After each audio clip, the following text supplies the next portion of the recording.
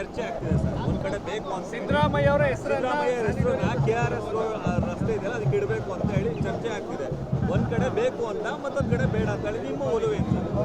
ಇವತ್ತು ಶ್ರೀರಾಮ ಹನುಮ ಜಯಂತಿ ದಿವಸ ರಾಜಕೀಯ ಮಾತಾಡೋದು ಬೇಡ. ನಾವೆಲ್ಲರೂ ನಿಮ್ಗೆಲ್ರು ರಾಜಕೀಯ ನಾಯಕನ ಹೆಸರನ್ನ ಇಡ್ತಾ ಇರೋದಕ್ಕೆ ಸ್ಥಳೀಯ ನಾಯಕ ಅಂತ ಒಬ್ರು ಹೇಳ್ತಾರೆ, ಒಬ್ರು ಬೇಡ ಅಂತ ಹೇಳ್ತಾರೆ. ಇದ್ರ ಬಗ್ಗೆ ತಮ್ಮ ಅಭಿಪ್ರಾಯ ಏನು? ಅವರು ರಾಜಕಾರಣ ಬಿಟ್ಟು ಅದು ನಾನು ನೋಡಿಲ್ಲ, ಆ ವಿಚಾರ ನನಗೆ ಗೊತ್ತಿಲ್ಲ. ನಗರ ಪಾಲಿಕೆಯವರು ಬರೀ ಅರ್ಜಿ ಕೊಟ್ಟಿದ್ದಾರೆ, ಅದು ಅಧಿಕೃತವಾಗಿ ಏನು ಆಗಿಲ್ಲ ಅಂತ ಹೇಳ್ತಿದ್ದಾರೆ. ಅದರಿಂದ ಅದು ಯಾವುದೇ ತೀರ್ಮಾನ ಇಲ್ಲದೆ ಇರೋದ್ರಿಂದ ಆ ವಿಚಾರ ಪ್ರಸ್ತಾಪ ಮಾಡೋ ಅಗತ್ಯ ಇಲ್ಲ.